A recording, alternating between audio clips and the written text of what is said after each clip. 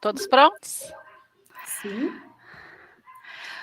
Boa tarde, pessoal. Nesse 16 de dezembro de 2021, temos o prazer de receber a nossa querida colega Luciana Lima, que integra o Círculo de Pesquisa da Rede Casa Brasil, a rede brasileira de ecovilas, que integra o Conselho de Assentamentos Sustentáveis da América Latina e a Global Eco Village Network. Nessa quinta edição, que fecha o ano de 2021, com chave de ouro, né, esse ciclo de seminários avançados em pesquisa de assentamentos sustentáveis tem sido muito enriquecedor para as nossas discussões, para os nossos encontros, para a gente se conhecer, né, e se conectar como pesquisadores, como pensadores e apreciadores, né, do conceito de ecovila que tanto nos anima para a transição, para a sustentabilidade de ambientes mais regenerativos, mais sustentáveis em termos tangíveis e intangíveis também, né? Então, vamos aproveitar esse espaço para ouvir e também para falar, né? Depois que a Lu fizer a apresentação, nós teremos um debate, né? Então, anotem aí as suas perguntas, podem enviar pelo chat também. E antes de convidá-la, né, a compartilhar a sua apresentação, vou fazer uma breve introdução. A Luciana Lima é advogada, ela fez graduação em Direito na PUC Campinas e também é tecnóloga em Administração Internacional do Comércio Industrial, uma formação internacional realizada na Alemanha. Atualmente, ela pesquisa áreas de sustentabilidade, comunidades sustentáveis e ecovilas no terceiro setor e nos temas de regularização fundiária e ambiental também. Atua profissionalmente com consultoria jurídica, empreendedorismo, inovação e desenvolvimento de projetos socioambientais. E atualmente, né, já está em fase de finalização do mestrado em sustentabilidade na PUC Campinas, com este trabalho, cujo título é O papel das ecovilas rurais no desenvolvimento local sustentável. Além disso, eu quero aproveitar e convidar todos para celebrarmos junto com Luciana, que ela nem terminou o mestrado e já ingressou no programa de doutorado em Ambiente e Sociedade do NEPAM, do IFISH da Unicamp. Meus parabéns! Obrigada. Ainda não caiu a ficha, mas obrigada. Estamos muito contentes por você, desejamos sucesso no ano que vem, nessa nova trajetória, e principalmente na defesa, né? Então, vamos aqui acompanhar em primeira mão esses resultados parciais da sua pesquisa. Fica à vontade que agora a fala é toda sua. Obrigada, Béa. Bom, eu queria agradecer os SAPAS e o grupo de pesquisa por estar me dando essa oportunidade de falar. Mal terminei a dissertação, mas já estou tendo a oportunidade de compartilhar alguns resultados. E queria agradecer principalmente as ecovilas, que me receberam assim muito gentilmente, de forma super fraterna, e estão compartilhando comigo já a vida deles, desde as entrevistas. Então, eu sou só gratidão com essas comunidades. Elas foram muito, muito solidárias comigo durante a pesquisa e estão sendo. E assim a gente segue, né? Para a Alemanha, elas seguem junto também. Então, vai ser ótimo. Eu vou compartilhar minha tela e aí a gente já começa.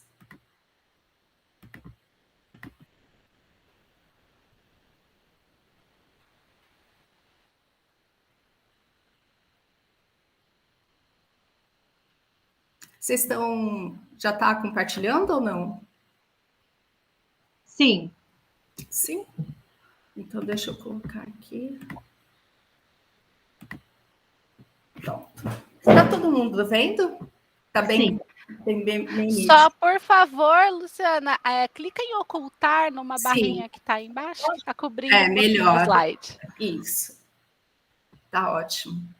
Então, gente, essa apresentação que eu fiz, ela pega um pedaço da minha apresentação para a qualificação, né, para a banca, que foi aprovada em agosto, e eu complementei com o segmento já com o tratamento dos dados, né, coletados. Eu vou mostrar para vocês aqui, na complementação da apresentação, todo esse roteiro que eu montei para poder fazer a coleta e o tratamento dos dados, e como eu estou trabalhando a visibilidade desses dados para eu poder fazer a interpretação qualitativa, que é o que eu vou agora, a partir da segunda-feira, eu já começo a trabalhar, já tenho uma orientação marcada para a gente já começar a definir algumas coisas e escrever esses resultados.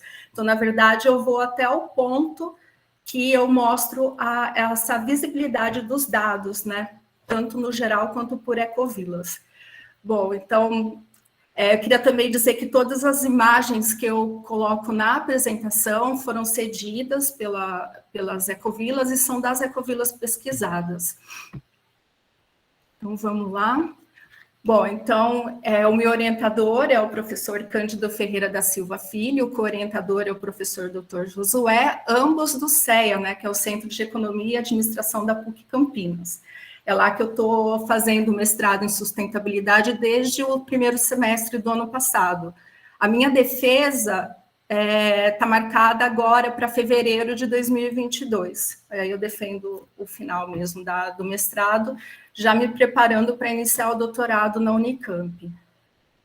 Bom, desde o início, eu já acompanho as ecovilas já faz mais ou menos uns 11 anos, sou bem novata, perto do pessoal que está na GEM, no Casa Brasil, eu comecei só há 11 anos, e eu comecei meio que acompanhando numa época que eu estava bem perdida, assim, eu tinha perdido um pouco a esperança na humanidade, e aí, quando eu comecei esses contatos com a Ecovila, eu vi que tinham pessoas com muita boa vontade de fazer uma transformação, de propor uma transição para uma sociedade mais sustentável.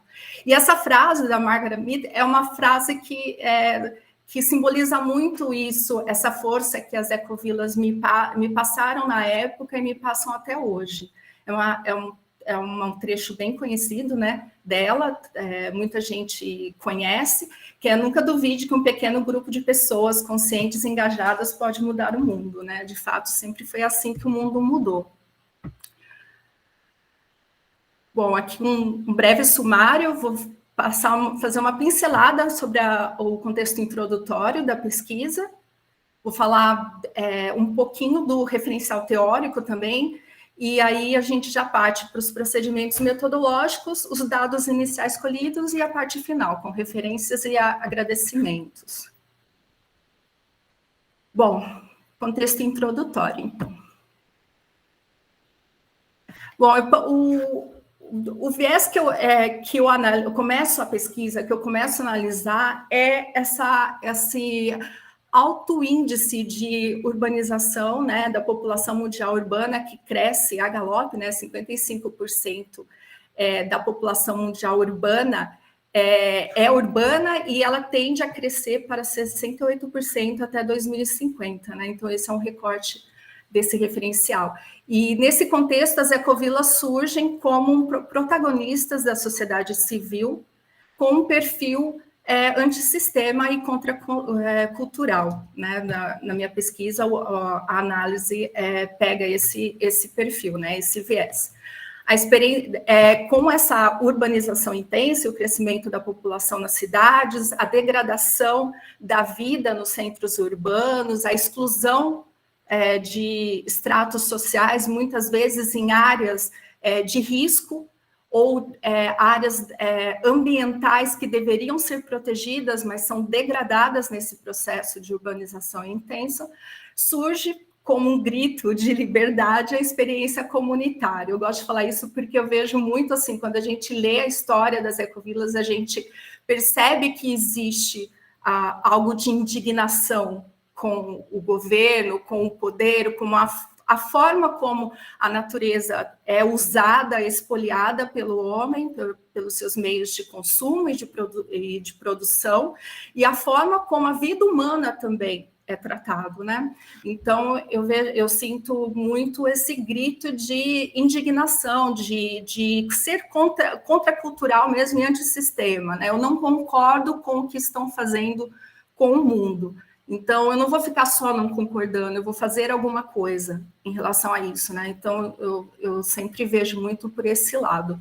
Então, o viés da análise é esse êxodo urbano para melhorar o campo, no caso, falando das ecovilas rurais, né? Melhora-se o campo, o meio ambiente e a vida humana social, através desse êxodo urbano, né? Sai dos grandes centros e procuram terras, muitas vezes degradadas, para regenerar e para poder constituir núcleos, né, coletivos, enfim, para redesenhar um processo social, né?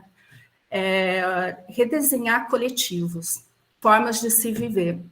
A definição de ecovila, a gente utiliza muito da Jane, né? Pelo menos assim, é a referência até da seleção do meu universo de unidades de análise, foi tudo com base no banco de dados da Jane.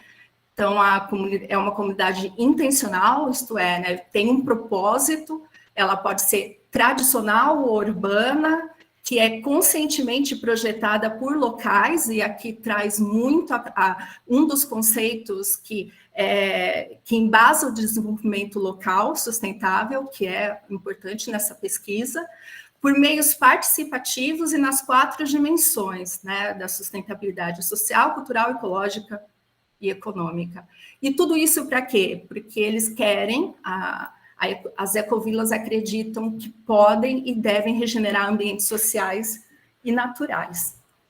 Então, sempre surgiu para mim como um paradigma, né? No norte global, as ecovilas, elas são conhecidas, quando a gente lê e ouve, inclusive o meu projeto de doutorado, de continuidade dessa pesquisa do mestrado, tem muito a ver com esse paradigma que eu enxergo, né? No norte global, as ecovilas, elas são conhecidas por sua liderança e empreendedorismo social, né? A gente vê ecovilas maduras, atuantes, e ainda que sejam grupos em formação, são grupos que já vêm, parece, com uma experiência, né? E isso faz com esse arcabouço, né, que acaba levando as ecovilas do norte global a essa liderança, esse protagonismo social, isso eleva muito os capitais social, ambiental, econômico e político institucional no norte global, que são capitais formadores do desenvolvimento local sustentável. Esses capitais concentram vetores dinamizadores do desenvolvimento local sustentável. Então, eu sempre olhava isso e falava assim, poxa, elas têm essa visibilidade, elas são reconhecidas por esse perfil, por esse resultado, e elas são vistas como uma proposta eficaz de transição para uma sociedade mais sustentável. Será que no Brasil também é assim? Porque isso era uma pergunta que me vinha. E também, uma época, eu vi uma pesquisa que a Jane realizou em vários continentes sobre os ODS, né? O quanto as ecovilas conseguiam performar os ODS em todos os continentes. Ela não exauriu a quantidade de ecovilas, ela pensou algumas e fez essa pesquisa. E foi muito interessante. Eu falei assim, poxa, e no Brasil, né? E ainda mais em São Paulo, o contexto de um estado que é altamente urbanizado, que quase não tem mais terra para se produzir agricultura mesmo, né? Então, como que é isso, né? Como que acontece aqui? Então, isso foi o ponto de início da vontade de fazer essa pesquisa acontecer, né?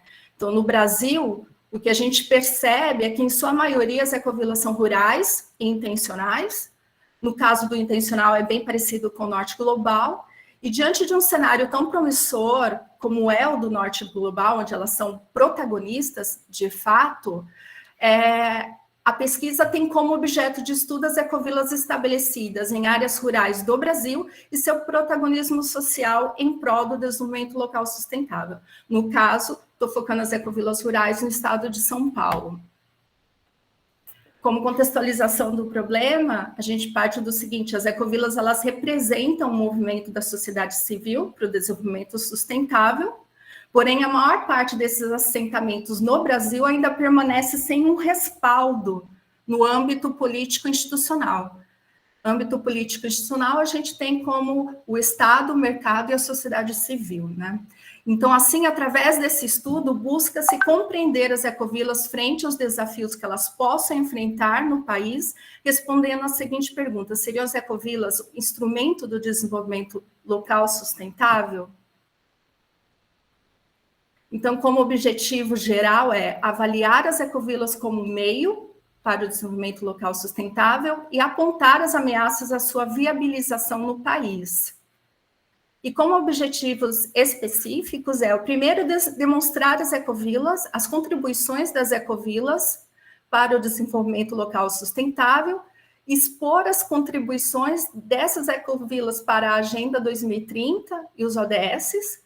E terceiro, apontar as ameaças que possam inviabilizar as ecovilas rurais no país. Se existem ameaças, apontar quais são elas, né? Então, como é muito material, gente, e assim, a Béia acompanhou também um pouco quando ela olhou minha pesquisa, assim, é muito dado. Para organizar tudo isso, a sugestão mais didática foi organizar por resposta a perguntas, né? Então, vou começar a fazer a análise dos resultados assim. Então, a primeira pergunta que eu pretendo responder seriam as ecovilas instrumento de desenvolvimento local sustentável? Segunda pergunta, quais as contribuições das ecovilas rurais para a Agenda 2030? E quais as ameaças enfrentadas pelas ecovilas no país? Essas ameaças representam riscos de inviabilização para essas novas organizações sociais? E quais seriam as medidas mitigadoras desses riscos?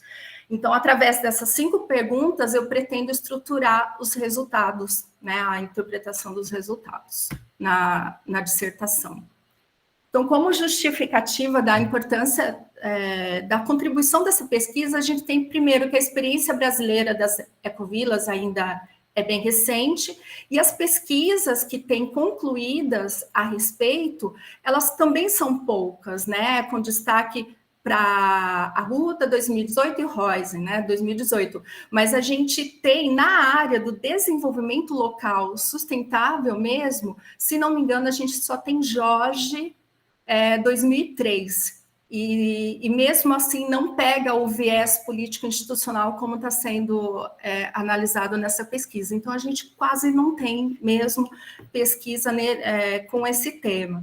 E, nesse sentido, essa pesquisa traz, então, uma contribuição importante, né, acerca de uma experiência que, do ponto de vista geral, sociedade civil, ela ainda não é tão conhecida, né? Ela é conhecida de grupos como o nosso, a gente conhece, mas ela ainda é pouco conhecida na sociedade em geral. E também do ponto de vista para a ciência, para a inovação e desenvolvimento no país, eu acho que essa pesquisa vai ser muito importante. Acho não, tenho certeza, vai ser muito importante. As ecovilas também têm sido sugeridas como um modelo viável de desenvolvimento local sustentável, nas 4 dimensões, como a gente viu, e regenerador da natureza e das relações humanas. Então, por isso, entendemos que é preciso mostrar que existem alternativas ao modelo dominante das grandes propriedades rurais agroexportadoras, as quais não geram emprego e renda para economias e comunidades locais. Somente êxodo rural, poluição e esgotamento dos recursos naturais. E terceiro ponto é preciso avaliar se as ecovilas brasileiras, como acontece no norte global, elas colaboram com os ODS, né, e com o desenvolvimento sustentável. E conhecer quais ODS elas têm alcançado. Isso é bem interessante, né, aprofundar a visibilidade dos ODS performados pelas ecovilas rurais aqui no Brasil. E, contudo, essa pesquisa vai ainda mais além, porque ao investigar as possíveis ameaças, né, que acontecem às ecovilas rurais e o que ela vai ainda propor formas de mitigação a essas adversidades, né, para poder perenizar e ampliar essa experiência no Brasil. Bom, o referencial teórico, ele foi construído do geral para o mais específico, composto de 5 capítulos. E eu não trouxe todo o referencial teórico, porque, acreditem, eu nem terminei ainda A dissertação já está com quase 300 páginas, então é muita coisa, mas eu trouxe pelo menos algumas indicações na parte de desenvolvimento local sustentável, porque eu acho que é o tema de menor conhecimento no nosso meio de ecovilas. E eu começo a falar da ordem vigente, que é o capitalismo e o desenvolvimento econômico, o crescimento econômico, né? Depois a gente parte para o desenvolvimento sustentável, indo para o desenvolvimento local, propriamente dito, e terminando em as ecovilas e suas especificidades, né? Que é onde a gente vai ver quais são as características próprias das ecovilas, né? Até para a gente poder fazer depois uma base comparativa com os dados coletados em campo.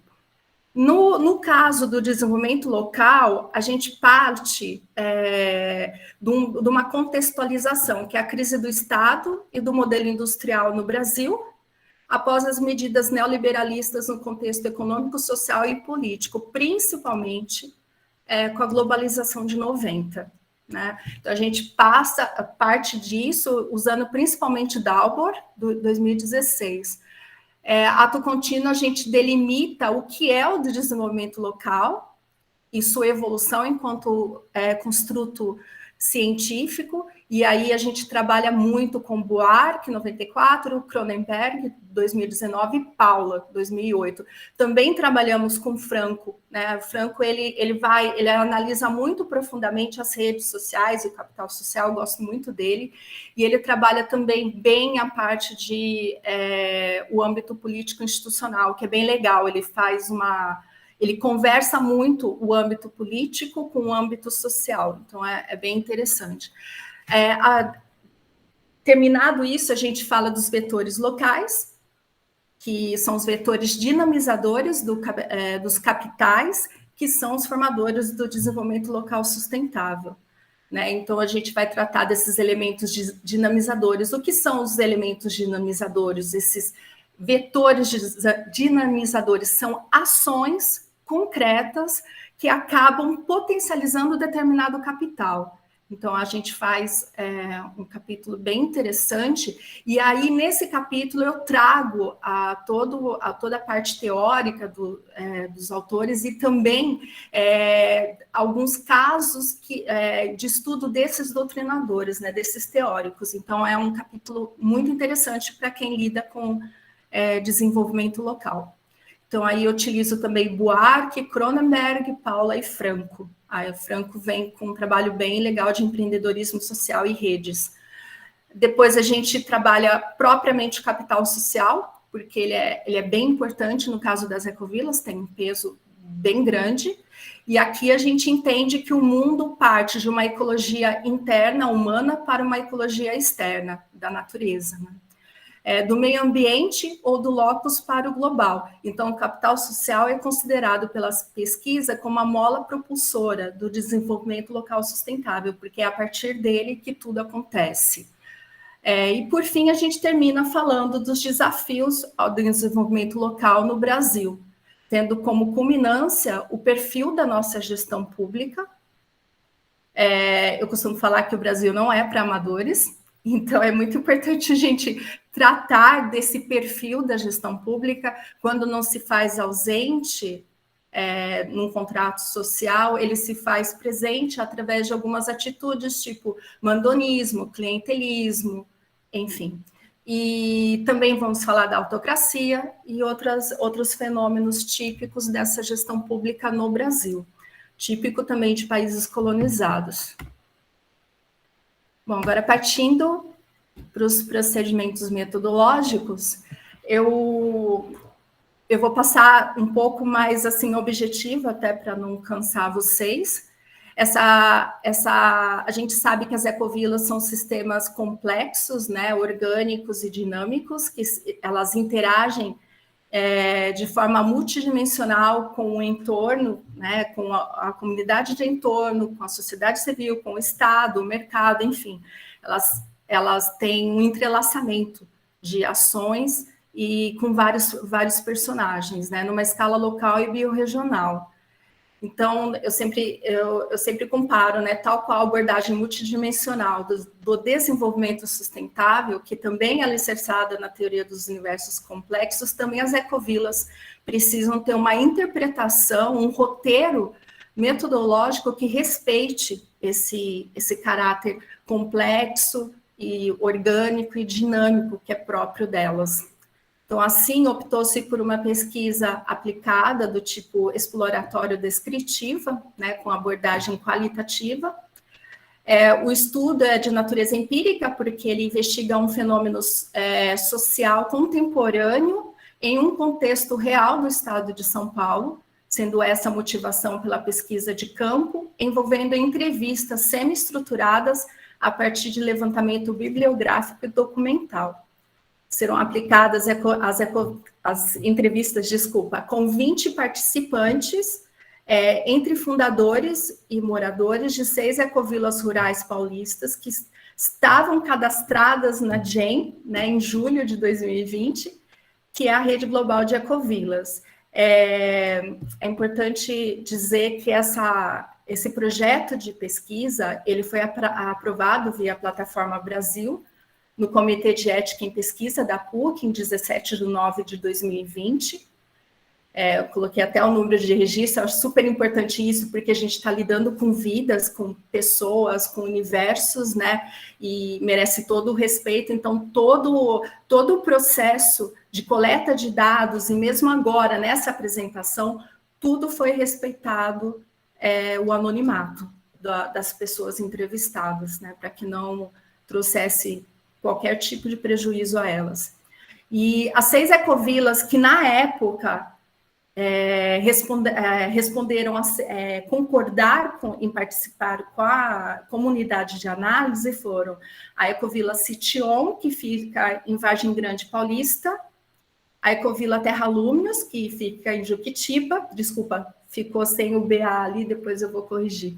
A Ecovila Ipema Corcovado, que fica em Ubatuba, a Ecovila Vila das Borboletas, em Piedade, a Projeto Valden 21, em Juquitiba também, e a Ecovila São Luís, que é a raiz do Anhumas, hoje, que fica em Campinas. Bom, aqui é só uma matriz, onde eu coloco mais ou menos a distribuição que foi aprovado no CEP, né, dos grupos participantes da pesquisa. Então, na Projeto Valden foram 2 pessoas, um fundador e um morador. Na Cition foram 4 moradores e um fundador, né, totalizando 5. Na São Luís foram 2 fundadores e 4 moradores, totalizando 6 pessoas. Na Vila das Borboletas foi um fundador e 2 moradores, totalizando 3 participantes. Terra Lúminos foi um fundador e 2 moradores, também 3, e o Ipema Corcovado, apenas uma pessoa que foi o fundador. Então, tudo isso deu 20 participantes. Bom, qual que foi a técnica escolhida para tratar todos esses dados? E depois eu vou trazer alguns detalhes para vocês enxergarem o quanto de material foi coletado, analisado, tratado e agora organizado para começar a interpretação. A gente escolheu a metodologia de análise de conteúdo temática, segundo o Bardan, 2016, em que a gente vai fazer a codificação de segmentos de texto de acordo com determinados temas, né? Esses temas a gente estudou antes mesmo de se começar a coleta de dados. Desde o início, eu tenho um perfil muito sistemático, assim, então, desde o início eu fui preparada que seria uma pesquisa com muita informação, com muito dado, com muito documento, e que se eu não fosse muito organizada, eu poderia prejudicar o próprio resultado da pesquisa. Então, eu quis, desde o início, quando eu comecei o mestrado, eu já comecei a organizar como que seria organizada essa coleta de dados, né? Como que ficariam alocados esses dados. Então, desde o início, eu estudei com meu orientador e a gente resolveu elaborar categorias ou classes para organizar essas informações, esses conjuntos de elementos, dentro desse âmbito da análise temática, né? A fim de descobrir os núcleos de sentido, né? Que é o que existe por trás daquele código, né? Qual que é o universo contido naquele label, porque um código é como se fosse uma etiqueta, um label. Então, quando a gente estabelece um código, que é uma etiqueta, um selo, o que ali ele está representando? E, a partir daí, fazer a interpretação qualitativa. Nessa pesquisa, a categorização, então, que lá no início eu fiz, foi por caixas, num sistema de categorias previamente esboçado naquela época, como, por exemplo, os capitais, que foi o que eu decidi fazer por capitais, porque eram os capitais formadores do desenvolvimento local sustentável. Então, é o capital social, né, que ele engloba o humano, o capital econômico, o capital natural e o capital político institucional, propriamente dito, né, todos eles associados ao desenvolvimento local sustentável.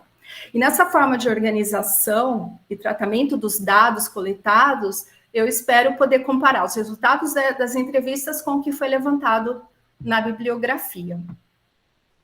Aqui está uma matriz, a matriz de transcrição por caixas. Então, conforme eu ia ouvindo as entrevistas, eu mesmo fiz a transcrição, não utilizei nenhum site, nenhum aplicativo, eu tive cuidado de gravar por 2 a 3 meios, então às vezes eu gravava no celular, ao mesmo tempo que eu gravava videoconferência, ou quando eu estava ali presencialmente, gravava a entrevista com um aplicativo no meu computador, mas sempre gravando com um backup. E aí eu via e já estabelecia as falas distribuindo nessa matriz, para ficar mais fácil depois na hora que eu fosse codificar. Então, essa matriz, vejam, ela já tem uma coluna onde tem capital social, econômico, político, institucional e depois o natural. Eu só coloquei a primeira página aqui. E aí, nas subcategorias, tem os primeiros códigos que eu visualizava para cada um desses capitais. E aí, a partir daí, eu transcrevia já alocando por linhas, né, por código, por esses códigos previamente estabelecidos. Foi um trabalho árduo. Só para vocês terem uma ideia, foram 56 horas aproximadas de entrevistas transcritas, 147 documentos coletados, contendo dados e informações como transcrições, vídeos, áudios, fotografias, documentos jurídicos e recortes de jornal. Todo esse material foi inserido no Atlas TI, que é o software que eu, junto com o meu orientador, nós selecionamos para fazer a organização do corpus em subcategorias e códigos, né? E o Atlas TI é muito interessante porque ele é um software totalmente auditável, né? Quem quiser entrar e checar todo o roteiro, todo o caminho que eu estabeleci para fazer a metodologia e a pesquisa acontecer, consegue facilmente. Ele é totalmente auditável e para que ele serve, né? Ele não vai interpretar, a interpretação sou eu que dou, mas ele organiza e expõe os dados coletados, sendo principalmente utilizado em pesquisas qualitativas de grande porte, né? Quando tem muita informação, como análise de conteúdo, ground theory e revisão sistemática, por exemplo.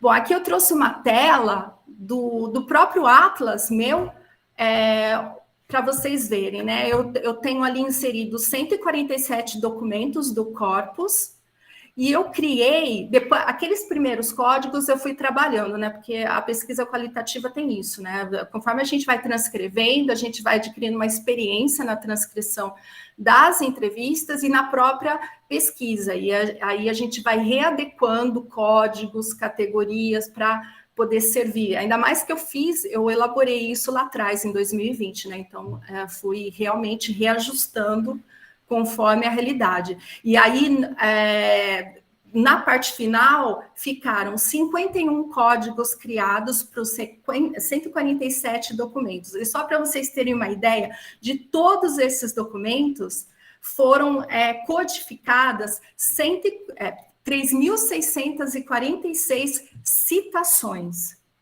É muita coisa, é muita coisa. Eu vou dar alguns exemplos, vou trazer alguns dados aqui que já coletei para vocês terem uma ideia do volume de informações.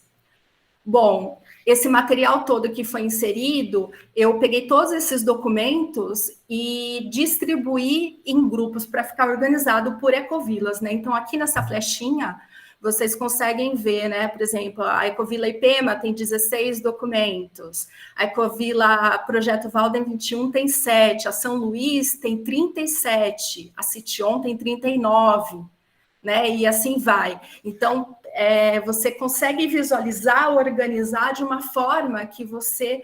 É como se você tivesse ali a tua mesa e estivesse separando os documentos em pilhas, né, identificadas. Então, o software ele é realmente muito bom.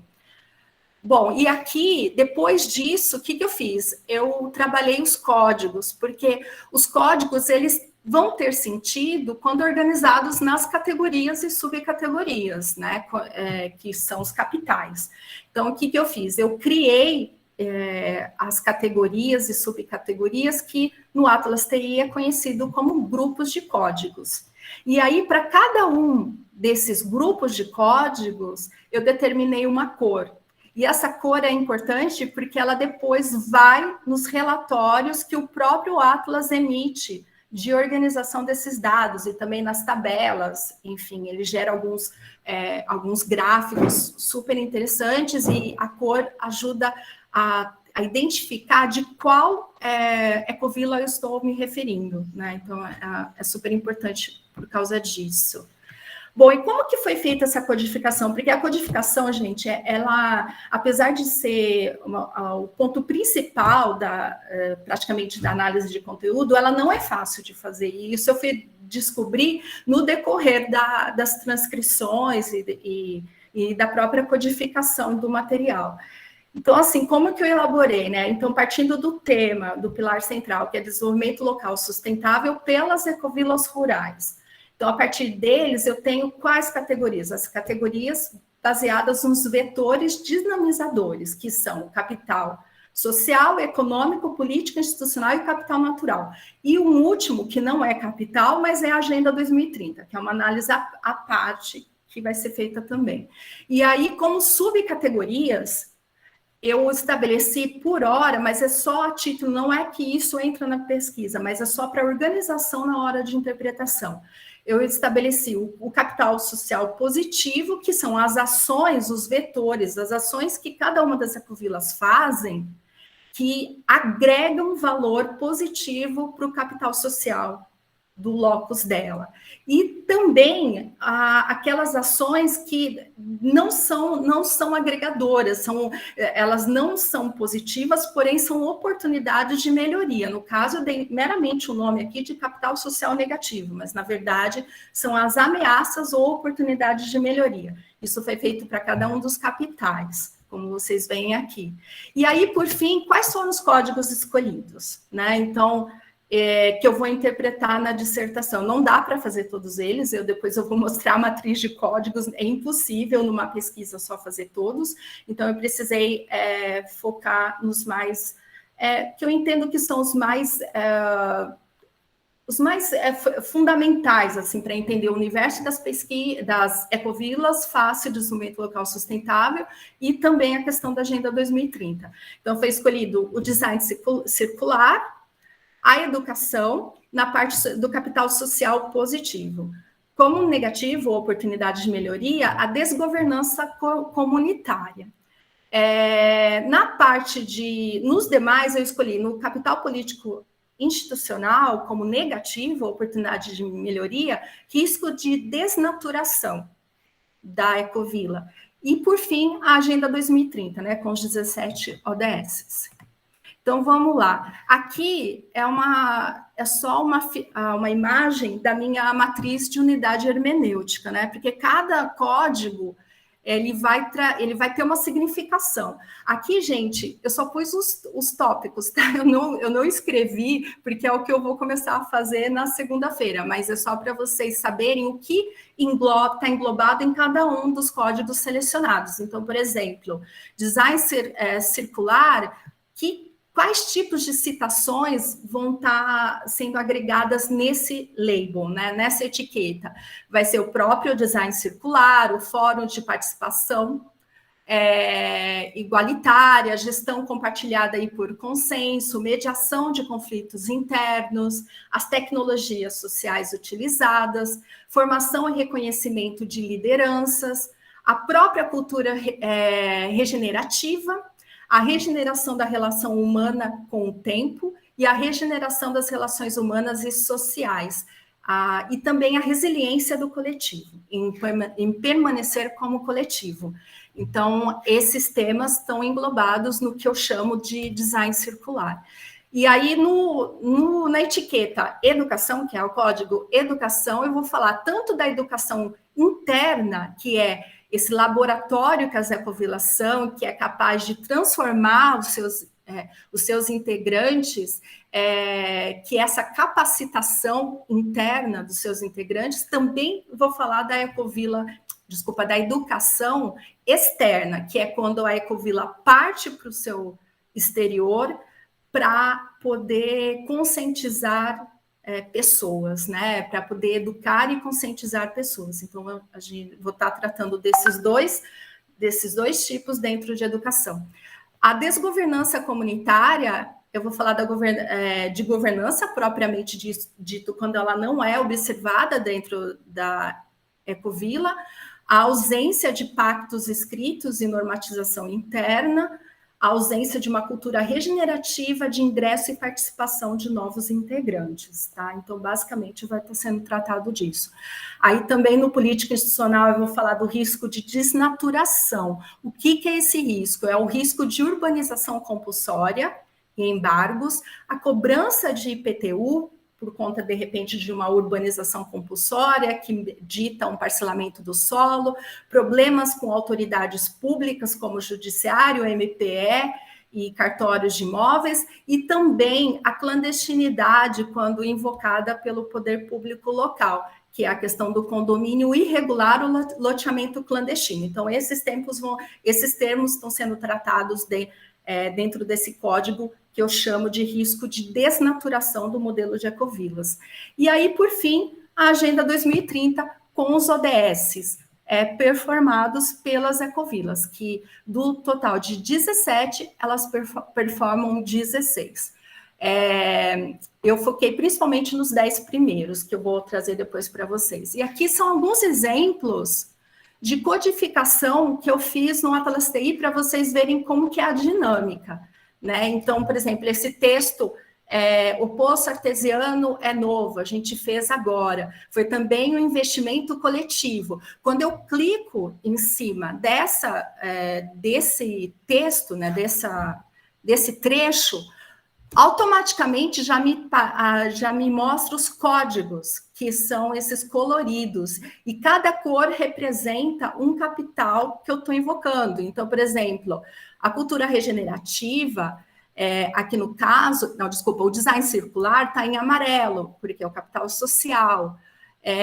A parte de recursos está em vermelho, porque é o capital econômico, e assim vai. Então, cada uma dessas cores representa um capital, e quando eu clico num determinado trecho, o próprio Atlas já me traz organizados os códigos que marcam esse trecho, tá?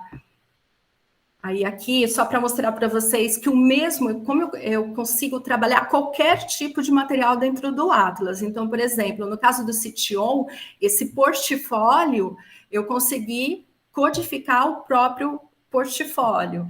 Eu vou trazer aqui, por exemplo, essa imagem do IPEMA, por exemplo, em que eu falo principalmente da questão da igualdade de gênero no ODS 5, eu codifiquei essa fotografia. Então, para vocês verem que o software, além de super auditável, com um controle, enfim, ele também me dá alternativas de poder trazer os elementos que às vezes estão ditos numa entrevista, mas eles podem ser triangulados e comprovados com outros materiais que as próprias ecovilas me entregaram, né, quando a gente fez a interação. Aqui tem um vídeo da Ecovila São Luís, que eu também consegui codificar, foi muito interessante, e a gente codifica e também triangula com os dados coletados nas transcrições. E deixa eu partir aqui mais para frente, eu estou preocupada com o tempo, mas enfim. Aqui eu trouxe uma matrícula, que é a matrícula do Terra Luminos, onde eu também consigo inserir e codificar a própria matrícula. Inclusive, eu consigo marcar determinadas palavras nessa matrícula para gerar códigos. Então, é um serviço muito legal que o Atlas TI possibilita. Bom, e quais são esses... Eu trouxe alguns exemplos de dados iniciais que eu consigo analisar, que vai organizar a interpretação dos meus resultados, né? A discussão dos resultados na dissertação. Então, aqui eu trouxe uma tabela de magnitude, né? Para quem não conhece, a magnitude no Atlas TI é chamado a frequência. Quantas vezes determinado código é dito, né? Ele aparece nas citações, naquelas 3.600 e poucas citações das transcrições, né? Então, aqui tem uma tabela de magnitude da Agenda 2030, e de todas as ecovilas, e o código que mais aparece é o ODS 11, que é das comunidades sustentáveis, e que é uma coisa fantástica, porque as falas das pessoas entrevistadas, que a gente chama de quotations dentro do Atlas, eles se referem muito, 480 vezes, se autorreferem a comunidades sustentáveis, e quando eles se autorreferem, eles trazem exemplos nas falas do que eles performam exatamente como comunidade sustentável. Então, é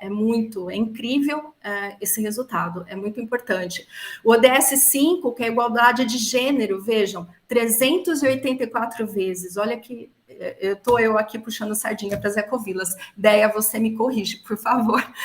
Mas 384 vezes, eu acho um número bem alto e importante. O ODS 4, que é educação de qualidade, 317 vezes, né? Então, vejam, né, de frequência. O ODS 15, que é vida sobre a Terra, né, a vida terrestre, 313 vezes. E o ODS 13, que hoje é muito falado, que são ações contra as mudanças climáticas, nós temos aí 252 vezes. O ODS, por exemplo, 12, do consumo e produção responsáveis, 229, e o ODS 17, que é parcerias e meios de implementação, nós temos 209 de frequência. Então, são números bem consideráveis mesmo. Aí, só para vocês, eu trouxe aqui uma definição como é o ODS 11, que foi mais de frequência maior, né, que é tornar as cidades mais seguras e sustentáveis, significa garantir o acesso a moradias adequadas, preços acessíveis e melhorar a qualidade de vida das áreas degradadas, principalmente das favelas. Também envolve investimento em transporte público, criação de espaços verdes e melhoria do planejamento urbano, e no gerenciamento de forma participativa e inclusiva, e nisso as ecovilas têm PhD, né, nas formas participativas. Então, aqui é só um gráfico para a gente visualizar por ecovilas os ODS que elas mais performam, né? Eu não vou conseguir citar todos, mas aqui, depois, quem quiser, vai ter a apresentação que eu disponibilizo totalmente aí pelo Casa Brasil, mas vocês podem ver, por exemplo, olha, por cor, né? Cada cor, cada pilar de uma cor é uma ecovila que tem aqui embaixo. Então, vamos pegar a Ecovila City-On, por exemplo. A Ecovila City-On foi a que mais teve a frequência maior no ODS 11. Olha que interessante. Depois dela, depois do ODS 11, veio o ODS 5. E olha, a Ecovila, deixa eu pegar aqui, a Ecovila Terra Luminos, por exemplo, ela teve uma frequência um pouco menor, mas também junto com o DS5, é uma das maiores frequências que ela apresenta. Então, assim, esse gráfico dá para visualizar bem, né? A Ecovila aqui São Luís, por exemplo, olha, está mais ou menos linear distribuído a observância dos ODS, assim como a Ecovila Vila das Borboletas, né? E o IPEMA, Projeto Walden 21. Mas é um gráfico para a gente, pelo menos, eu queria trazer os dados para cada uma das ecovilas, e tenho esses gráficos feitos, porém o tempo não permitiria, né, aprofundar em cada uma delas. Então, por isso que eu trouxe um gráfico mais geral. Aqui, só para a gente visualizar de uma outra forma, pegando um exemplo aqui da Terra Luminous e a Agenda 2030, para a gente visualizar num gráfico explosão solar como que é a distribuição, o peso dos ODS no universo da Terra Luminous, né, do que ela citou frequencialmente nas quotations, né. E aqui eu trago um exemplo bem legal, que é a principal análise que eu vou fazer nos resultados de pesquisa, que é a co-ocorrência de um evento, né? Quando existe uma sobreposição de dois códigos numa mesma citação ou quotation, né? Então, só entendendo que co-ocorrência de códigos é quando eu cito dois códigos diferentes, dois significados diferentes dentro do mesmo trecho transcrito, né? E aqui no caso eu vou dar o exemplo de educação e empreendedorismo social, que tem resultante 264 eventos de proximidade, né? Tanto do label educação quanto do label empreendedorismo social, que significa dizer que sempre que o entrevistado mencionou nas suas falas sobre educação, essas falas também se referiram a empreendedorismo social. E aqui eu trago uma das falas, que é, no caso, como exemplo, da Cition, que disse: sempre as crianças estão na natureza, é tudo feito no meio do bosque, na floresta, onde elas interagem com as plantas, com os animais. Elas vão plantar na agrofloresta, vão para a cozinha fazer seu pão. E aí, em outro trecho, é dito: quintal educativo é um projeto de vivência complementar em contraturno escolar. Então, esses dois códigos, educação no primeiro e empreendedorismo social no segundo, eles são sempre citados em proximidade. E o quintal educativo, que é o projeto educacional de ecopedagogia do Cition, que, aliás, é muito lindo esse projeto, ele é também um projeto de empreendedorismo social, que faz do Cition protagonista, né? Então, isso é um dos exemplos, que são milhares de citações, e, como eu disse, fica até impossível trazer todas elas. Então, aqui eu trouxe algumas referências, já finalizando, do que eu utilizei, né, para fazer essa apresentação. E aqui um agradecimento, primeiro, para a CAPES, que financiou parcialmente, né? Se não fosse a CAPES, eu não teria nem condições de ter começado o mestrado. Queria agradecer ao meu orientador, o professor Cândido, e ao meu co-orientador, o professor Josué, por todo o apoio, a professora Rebeca Roisen, que integrou minha banca de qualificação e vai integrar novamente a banca de defesa, e o professor Diego de Mello Conte, que tem sido um super apoiador, inclusive na continuidade da pesquisa na Unicamp e na Alemanha. Queria agradecer demais as ecovilas participantes, como eu disse, elas são incríveis e foram muito solidárias comigo, com todos os meus pedidos e necessidades, enfim, com todo o tempo do mundo disponibilizado, e queria agradecer também a Jen, ao Casa Brasil, por essa referência de trabalho que vocês fazem, que deixa a gente, assim, apoiado realmente, né? Eu acho que a gente precisa, né? Pesquisa no Brasil, ciência, educação no Brasil, a gente precisa de união, porque nosso país passa por alguns tempos sombrios. E eu queria também agradecer aos professores, né? O professor coordenador Samuel, a Denise, a Cibele, o Duarcides e o Vinícius, e a professora Bruna, que são professores realmente que ajudaram muito com inspirações em todo esse trabalho. E um especial obrigada para todo mundo que pôde me ouvir. Foi uma apresentação ainda parcial. Se houver interesse de vocês, o ano que vem eu posso trazer, quando ela já tiver finalizado, já os resultados mesmo. E é isso. Deixa eu parar aqui. Pronto. Acabou, gente. Que maravilha de pesquisa, Luciana. Muito obrigada por ter compartilhado isso com a gente. Eu já tenho algumas perguntas para fazer, mas eu gostaria de convidar todos que estão aqui conosco para também abrirem aí as câmeras, os microfones, levantarem a mãozinha e se colocarem, né? Ou também pelo chat, por favor.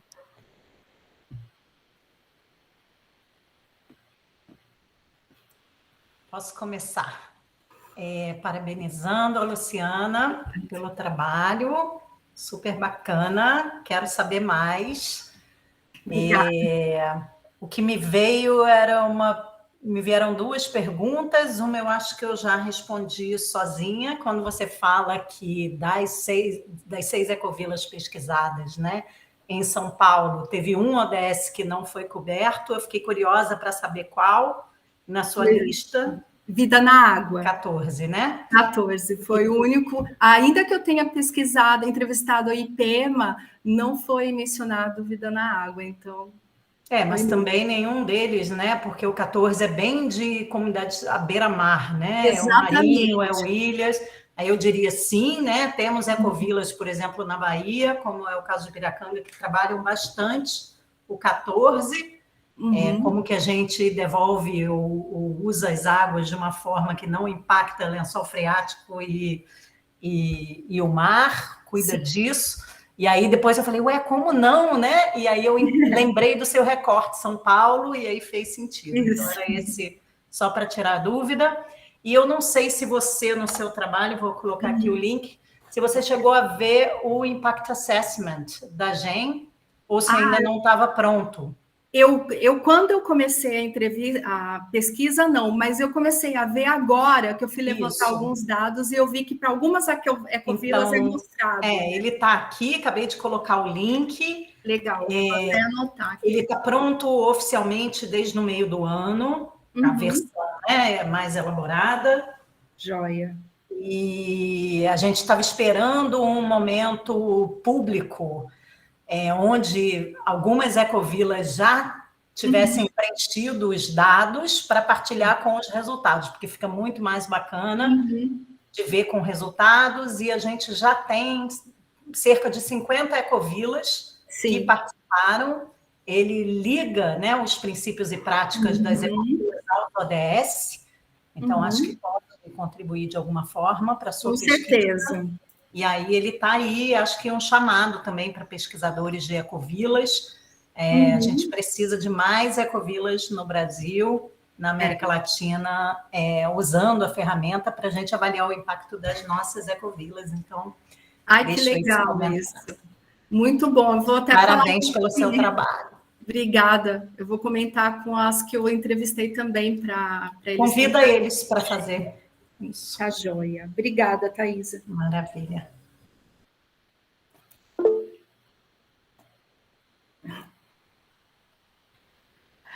Eu gostaria de emendar um esclarecimento aí sobre os ODS, né? As ecovilas, elas se identificam diretamente com eles, ou essa associação também foi feita de forma indireta?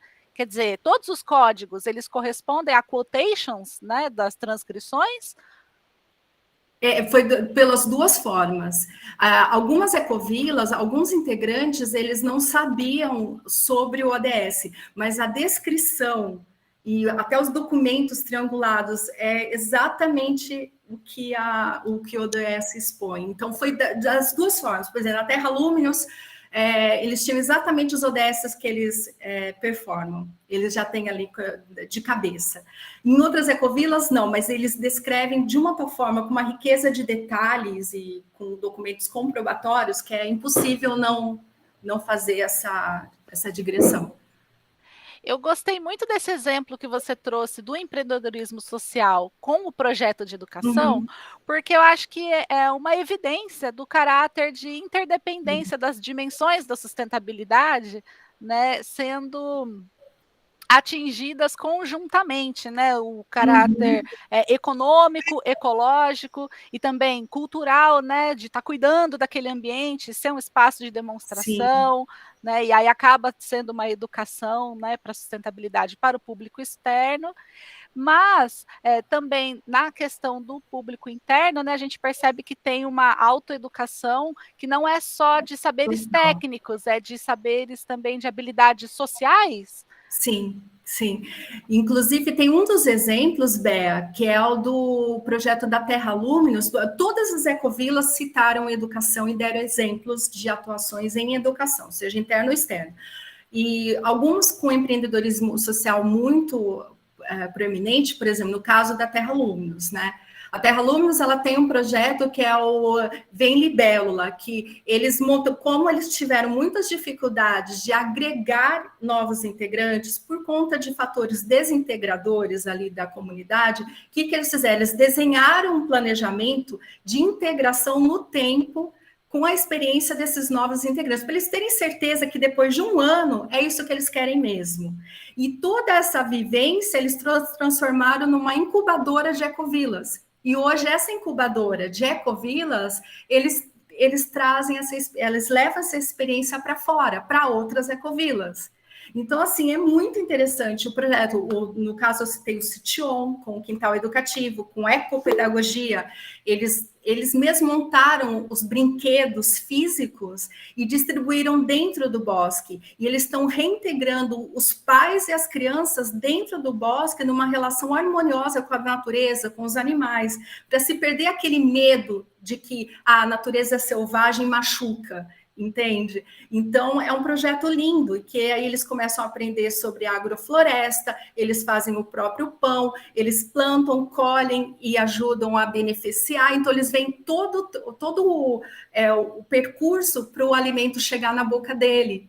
E o quanto é precioso esse percurso, né? E o que você não vê quando você simplesmente abre um pacote de batata frita, por exemplo, entendeu? Então, esse é maravilhoso, assim, eu fico vendo, eu falo, eu acabo... Esses exemplos, eles são tão incríveis, que é isso que traz essa credibilidade, que elas são, de fato, agentes de desenvolvimento local sustentável, né? Porque esses códigos, né? Educação, por exemplo, é o principal para tornar um locus desenvolvido de forma consciente. E, ao mesmo tempo, elas performam o ODS 4, que é de educação, transformando tanto internamente quanto externamente. Então, é um resultado muito, muito legal. Eu não sei se eu respondi, mas, enfim. Nossa, eu achei exemplar, assim, porque você trouxe vários detalhes, né? E como que essa clareza, né? Esse aumento da consciência tem a ver com o domínio, né? Do processo de uma forma total, né? Em Sim, que reduz a dependência, né? Do que é exterior, né? E traz, então, o domínio aí completo sobre a alimentação e junto com a sim. educação, então fazendo essa transformação interna e externa, né, nesse diálogo do ambiente construído, né, e com a construção das próprias identidades, individual e coletiva. A Daniele está com a mão levantada. Oi, Daniele. Tudo bem? Parabéns, que incrível, Obrigada. material muito bacana, viu? Obrigada. Participar aqui e ter acesso. Eu fiquei curiosa, eu cheguei um pouquinho atrasada, eu não sei se de alguma forma você mapeou também, ou se é de interesse mapear, o perfil desses ecovileiros nesse processo de transição, em que momento geralmente essas pessoas conseguem efetivar essas ecovilas, né? E eu vejo que aí existe todo um projeto mesmo de atuação, né? Tanto interno quanto com o entorno. Né? Quem são essas pessoas? De onde vieram? Né? Como que essa transição acontece? E como elas conseguem, geralmente, eu não sei se você também mapeou, se existe essa intenção de mapear, o tempo de sobrevivência dessas ecovilas, de como comunidades ativas, né? Porque imagino que há algumas desistências no meio do caminho, como elas sobrevivem, como elas realmente conseguem ter um tempo de vida, até que esses projetos se concretizem no entorno, envolva a população local, as prefeituras, enfim. Olha, eu mapeei tudo isso. Eu mapeei tudo isso. A única questão é que esses códigos, eles não entraram na interpretação, mas o material está todo codificado e tanto da parte individual, o que motivou essas pessoas, de onde elas vieram, por que elas saíram de onde elas estavam, e por que elas foram para onde elas estão, se elas foram com sua família ou foram solteiros, e, enfim, foram pessoas... sei lá, que não tinha um núcleo familiar, a idade. Eu também mapeei em quanto tempo as ecovilas saíram de uma, não me entenda mal, de uma certa informalidade para uma formalidade como coletivo, e aqui eu estou falando muito numa visão político-institucional jurídica, que é tornar o coletivo, sair o coletivo informal para uma associação, por exemplo. Quanto tempo isso durou e teve ameaças? Aconteceu alguma coisa que pode significar uma oportunidade de melhoria, tanto na parte externa, político-institucional, quanto interna? Isso também eu mapeei, tanto os riscos internos quanto externos. Também mapeei, para você ter uma ideia, você perguntou, né, quanto que dura? Todas que eu mapeei, com exceção da IPEMA. A IPEMA, Corcovado, ela já foi uma ecovila e ela terminou, segundo os relatos, ela terminou justamente pelas disputas internas, né? Não houve nenhuma intervenção de Estado, mas foram disputas internas. Então, ali, por exemplo, foi a única que hoje eu peguei e eu sei que ela não é mais uma ecovila propriamente dito. Ela trabalha com as ecovilas, mas ela não é mais uma ecovila. E o projeto Walden 21, ele não é uma ecovila de jeito nenhum. Ele é um projeto, ele é um condomínio estabelecido por um dono de uma propriedade. Ele não é ecovila. Então, tirando essas duas, todas as outras são ecovilas. A ecovila, por exemplo, Vila das Borboletas, ela é uma ecovila em formação. Ela está muito inicial, né? Então, ela está naquele momento, e foi até legal tê-la numa comunidade de análise. Por quê? Porque ela está naquele momento que ela está sendo testada de todas as formas, dentro e fora. Entendeu? Dentro, por conta da convivência, né? Que a gente sabe que existe um período ali que a gente convive intensamente. Eu nunca vivi numa ecovila, mas eu imagina, você vive e trabalha com as pessoas o tempo inteirinho. Muitas vezes a sua privacidade não está ali tão preservada, e todo mundo precisa de uma privacidade preservada, né? Aliás, isso foi outra coisa que eu mapeei, a questão da privacidade, o quanto ela é importante para a sobrevivência do coletivo, para a resiliência do coletivo. Então, assim, tudo isso que você falou, eu mapeei, e está tudo codificado, só que eu não consegui, porque é tanto, mas tanto material e tanta coisa, no fim, eu ainda bem que eu tenho, assim, a possibilidade de usar por 5 anos os dados, e se alguém precisar de alguma coisa, eu podendo disponibilizar através de convênio com a universidade, eu disponibilizo, mas tudo isso está assim, e tudo isso foi codificado como risco interno e risco externo. Questão, olha, uma coisa que apareceu, que eu vou até comentar aqui, apenas uma ecovila não citou, todas as outras citaram, o quanto existe, elas regeneram áreas, né? Muitas compram propriedades e regeneram. Áreas devastadas pelo agrobusiness. Todas elas citaram processos de grilagem. Grileiros entram na propriedade delas, loteiam, vão lá, demarcam na cara dura, entendeu? E derrubam mata, que eles regeneraram na propriedade deles. Todas as ecovilas, eu acho que apenas uma não citou isso. Todas as outras citaram grileiros e violência, de terem medo de reclamar. E aí que eu ponho muita questão do capital político institucional, quando não se faz ausente, e aqui nesse caso é ausente, porque ele não está presente, ele quer... eu mapeei a questão do avanço da urbanização, que é um processo nítido de avançar sobre as ruralidades e... Às vezes, isso não faz parte da pesquisa, tá, gente? Então, pelo amor de Deus, é um achismo meu que foi um ponto de curiosidade que eu falei, um dia eu vou querer pesquisar isso a fundo. porque exatamente onde tem os processos de grilagem é onde eles sofrem da fiscalidade ameaças de cobrança de IPTU, de tornar áreas urbanas. Então, até que ponto é confortável para os governos locais não enxergar os grileiros, entendeu? Que são verdadeiras facções, porque eles meio que aceleram a própria urbanização, loteando as áreas ocupadas de propriedade das ecovilas e de outros também, porque muitas ecovilas citam vizinhos que estão sendo invadidos por grileiros. E assim, estou falando, gente, de 30 minutos de São Paulo. Não estou falando assim na terra de ninguém, né? Eu estou falando de uma cidade, de um local que é 30 minutos de São Paulo. Não é um local ermo, né? Abandonado. Então, é incrível, assim, eu falo que tem tudo mapeado, é muito interessante, é muito rico, e realmente, assim, eu falo, olha, elas são guerreiras, porque não tem apoio político institucional e ainda por cima conseguem ser agente de desenvolvimento local sustentável e conseguem performar a Agenda 2030. Então, para mim, eles são muito guerreiros, já são vencedores só por isso, entendeu? Só por isso. Desculpa, gente, eu me empolguei, porque politicamente eu sou super indignada.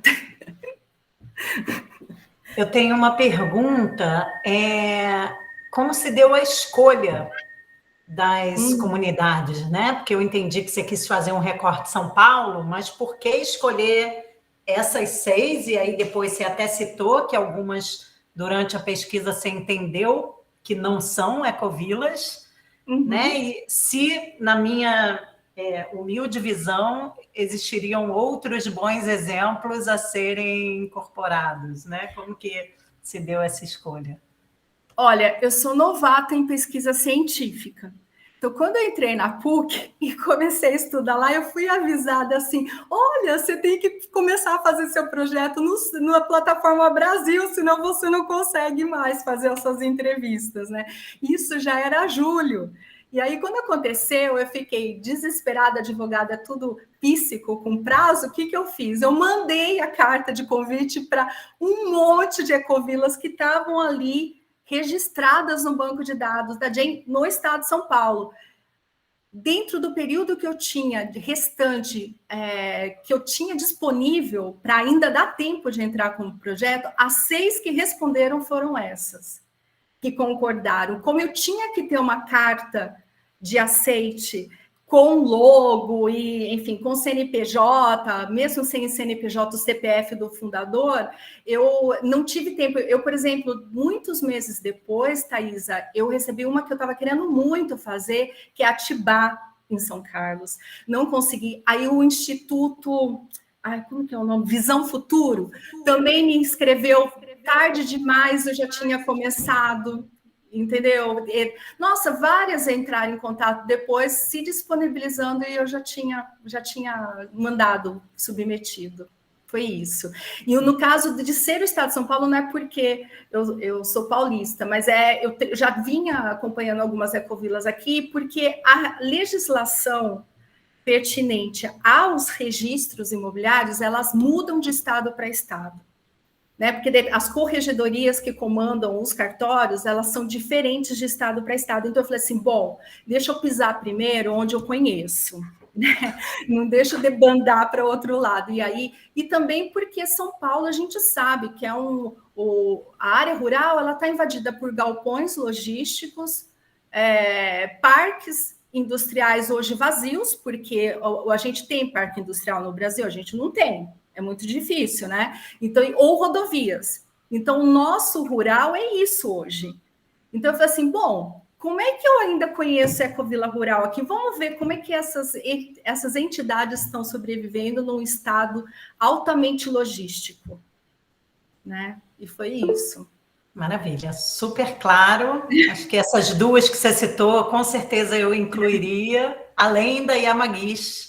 É um exemplo super forte aí do seu ladinho. Queridos, nossa. Na pandemia, eles não estavam atendendo ninguém, não consegui nem telefone, não consegui nada. Mas eu hei de fazer algum dia, quem sabe no doutorado.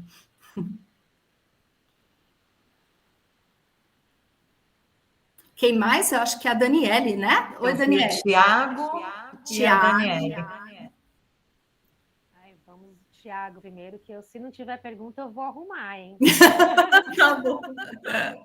Valeu. Ou ainda tenho alguma. Ai, Jesus. Vamos. Vamos que vamos. Tiago? Será que ele ainda está? Espera só um pouquinho, pessoal. Já eu pergunto, deixa a Daniela, por favor. Então, Daniele, por favor. Pode dar sequência, Beatriz. Você também falou que tinha perguntas, né? Sim. Sobre riscos, né? Em que medida os códigos referentes ao risco de desnaturação, adorei esse termo, né? Não sei se foi cunhado por você ou se captou na literatura. Achei uma novidade bastante pertinente como categoria de análise, né? Eles descaracterizam o tipo de desenvolvimento inicialmente intencionado pelas ecovilas, né? Isso. E desmobilizam, então, a comunidade, desengajam os integrantes de um propósito inicial que era compartilhado. Você coletou relatos sobre alterações, impactos comunitários ou flexibilização de acordos que enfraqueceram a coesão social? Sim. Ou também houve relatos em que essas ameaças resultaram em fortalecimento da comunidade? Porque num comentário que você fez agora, eu percebi que talvez tenha um exemplo em que isso resultou num algo positivo. Eu percebi corretamente? Não, você poderia... Percebeu, em parte sim. Eu tenho relatos, assim, de várias ecovilas, que eles têm verdadeiro pavor de serem parcelados e transformados em urbano. Pavor, assim, essa é a palavra correta que eu posso usar, é pavor de acontecer isso. Todos eles não usam a palavra desnaturação, que é uma palavra meio minha, assim, né, nesses tempos de embate do meio natural na área política, né? Tá todo mundo querendo destruir o licenciamento, etc. Eu falo, estão querendo desnaturar as políticas ambientais no Brasil. Mas, assim, eu usei o desnaturar porque é como se transformasse a ecovila em outra coisa, que elas não são. Porque a lei no país diz que ou você é condomínio rural, ou você é condomínio urbano, ou você é um loteamento aberto, escolha no que você quer ser. Nenhum nem outro. Porque eu não sou nada disso, entendeu? Não sou, mas eu não sou e eu sou obrigada a me transformar em outra coisa. E nesses relatos, olha, eu tive vários no Terra Lúmios, dos 3 integrantes, tive na São Luís todos comentaram isso. Aí eu tive no Cition todos também, todos, IPEMA, todos comentam isso, que o parcelamento do solo seja através de frações ideais, seja através de lotes mesmo, loteamento aberto, qualquer um deles desnatura o conceito de ecovila.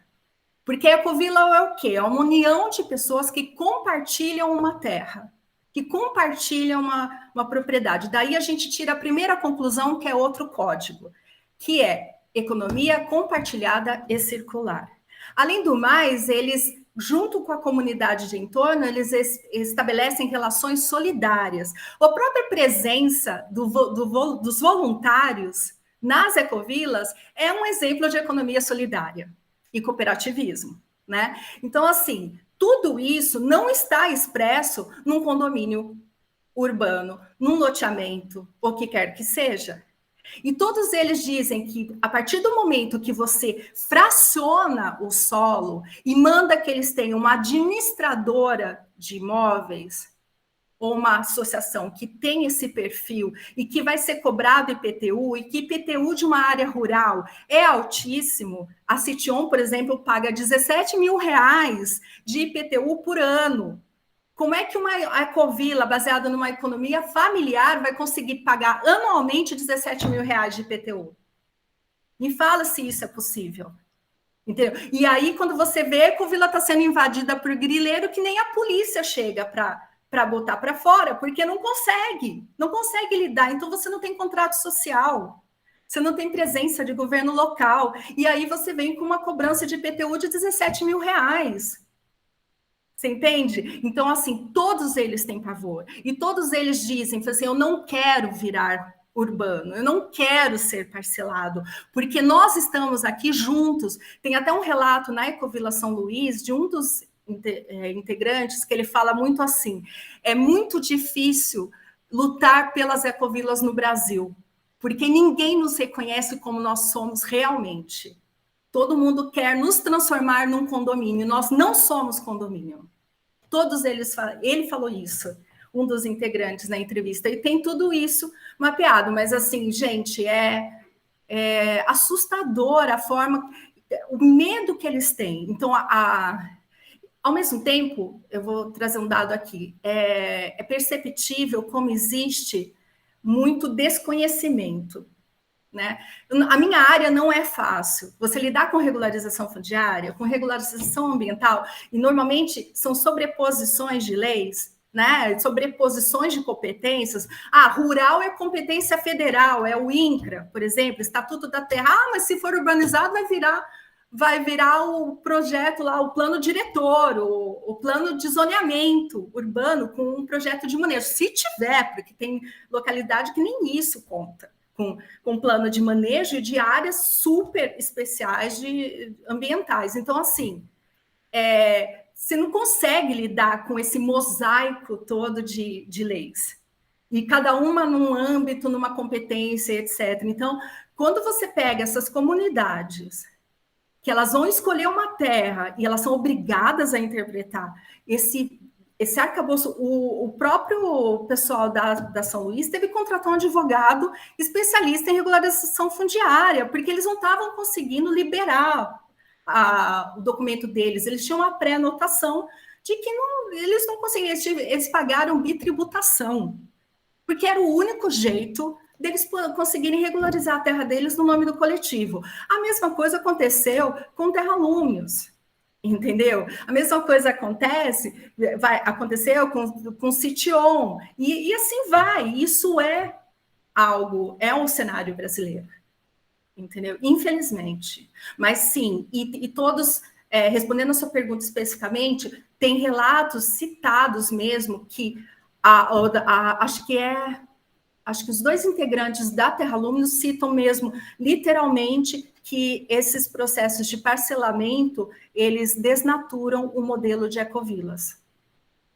A união das pessoas. Desnaturam completamente. É isso. Obrigada, Luciana. Tiago já está pronto para perguntar? Oi, desculpa.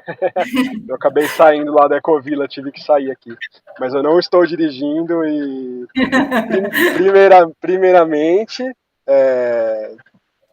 gostaria de agradecer a Luciana, dar parabéns para ela pela apresentação. Achei demais, porque agora, mais ainda, né, além de participar da pesquisa, participar de uma pequena parte ali deste grande trabalho de tantas horas aí só de gravação, imagina. Quanta compilação que você teve que fazer. Sim, eu lembro que eu fiquei até com dó. Você falou assim, eu vou transcrever isso. Eu falei, nossa, 3 horas de gravação.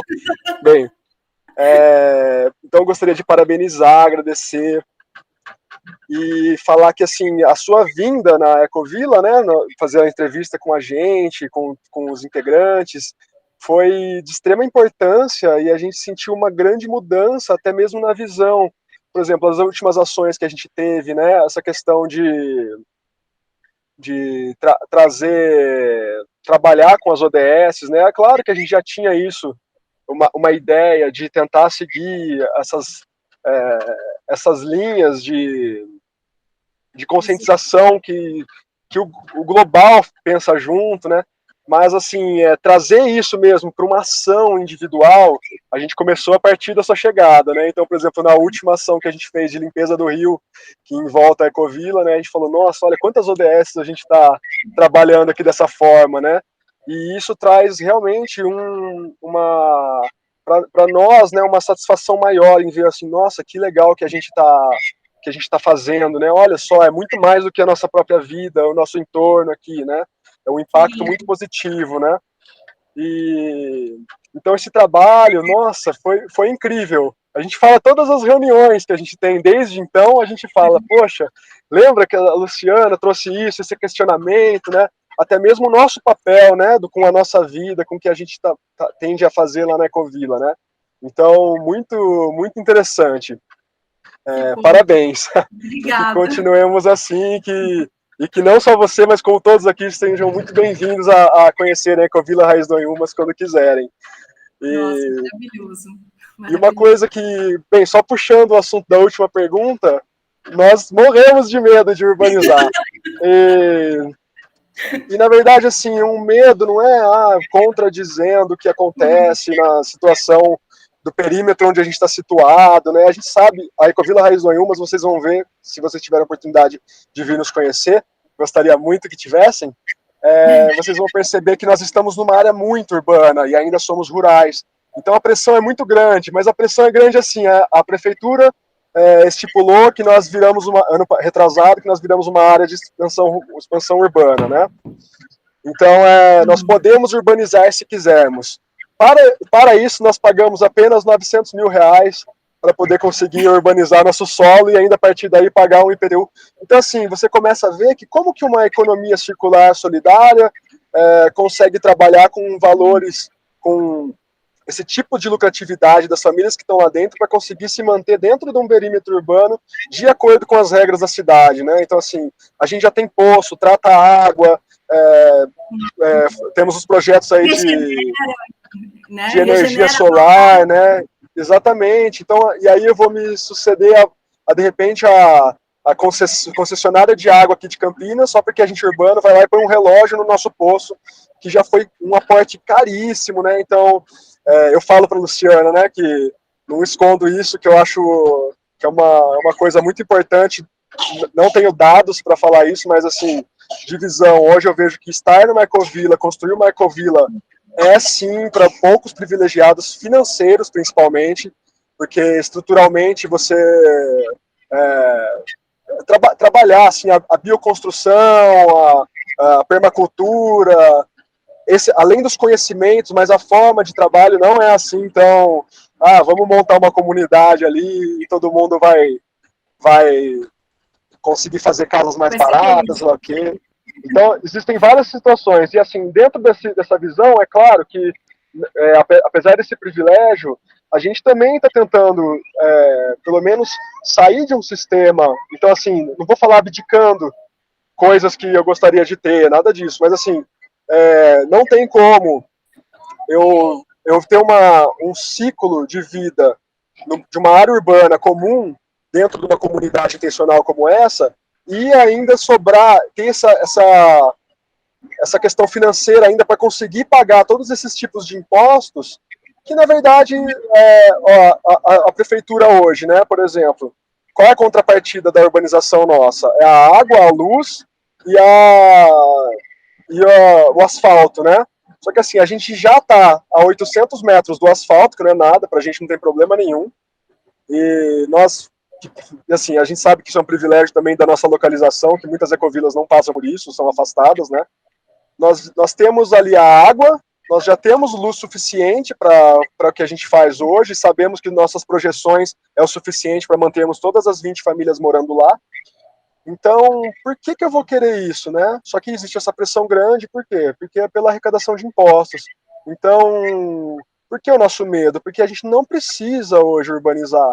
Só que a prefeitura realmente, né? Agora mesmo, hoje de manhã, eu acabei de entregar um documento para reativar nosso compromisso de uso de solo com a prefeitura, que eles estão pedindo de novo, normalmente não pede. Então, assim, você vê que toda hora tem uma coisinha ali, né, falando, vocês estão aí mesmo? Vocês estão fazendo o quê para vocês manterem rurais, né? Por quê, né? Porque, enfim, o que conta mais é a arrecadação de impostos. E aí a gente sabe que numa comunidade intencional deste tipo, né, a gente fica muito à deriva dessas ações da prefeitura e às vezes sem ter para onde correr, né? Então assim, vamos nos unir com outras ecovilas. Aí assim, mas qual é nossa posicionamento, qual é a nossa força, né? Eu acho que a gente tem que se unir, até mesmo que é o projeto que a Luciana aí esse projeto que ela está apresentando aí é só um pedacinho de uma grande coisa aí que fica na cabeça dela, que eu acho incrível.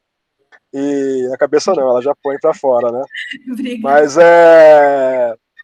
Mas então, assim, essa questão fundiária, né, a gente precisa rever mesmo. E que venham muitas ecovilas por aí. Desculpa que eu acho que eu falei demais, que eu falo muito. Imagina. Obrigada. Nossa, mas foi tão enriquecedor, Thiago. Você está aqui, né, dando esse depoimento em primeira mão, né, e prestigiando, né, também a pesquisa da Luciana, que foi com sua contribuição, com a contribuição aí das famílias, né, que compartilham esse território com você. Nossa, foi muito legal você estar aqui. Venha mais vezes. Ah, que legal. Muito obrigado. Eu sou suspeito. Aqui na agenda eu estava contando as horas para acontecer essa apresentação hoje. Obrigada, Ti. Obrigada.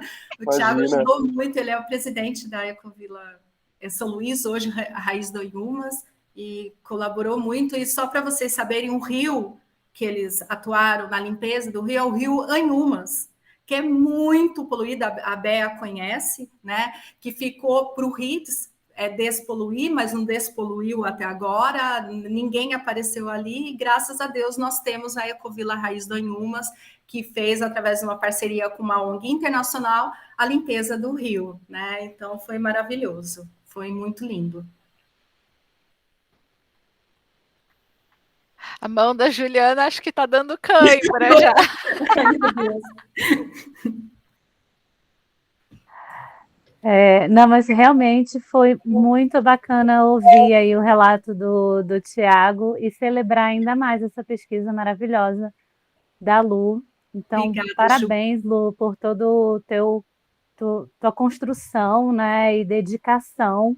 Inclusive, obrigada. Depois vou querer umas dicas aí desse software, porque eu estou usando o Iramutec, que não faz nem metade disso tudo aí que você falou. Iramutec, eu vou ter que usar o ano que vem a minha outra pesquisa. Ai, Jesus. Vamos trocar, eu te ajudo Vamos, combinadíssimo.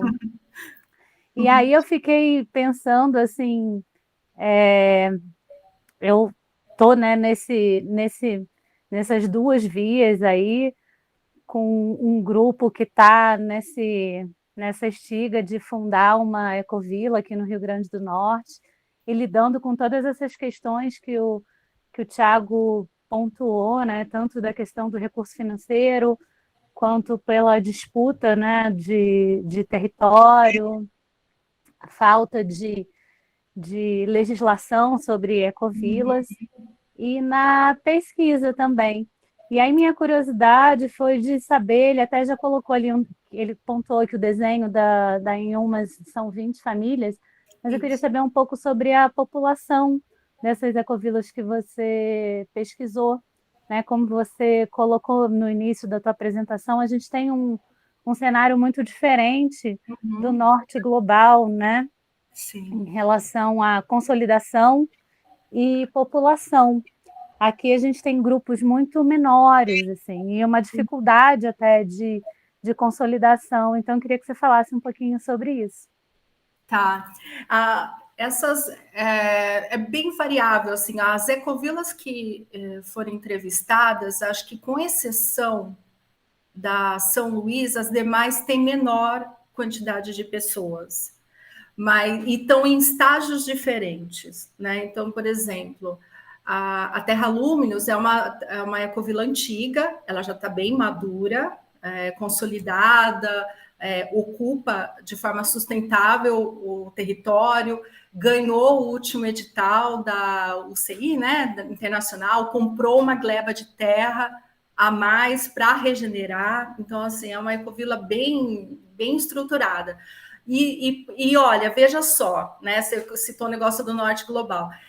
A Ecovila Terra Luminous, como exemplo, apesar desse tempo de maturação, ela é em pouco contingente de famílias. E aí me traz muito uma experiência, um amadurecimento, que não é quantidade de pessoas, mas a qualidade de quem faz parte do teu coletivo. Porque muitos dos processos de desagregação desses coletivos também são causados por riscos internos. não só disputas, mas existem relatos de verticalização de poder, de hierarquização de poder, de especulação imobiliária dos títulos. Entendeu? Então, isso é muito complicado, porque a partir do momento que você verticaliza, concede privilégios, especula, atribui preços e inflaciona, o que te lembra isso?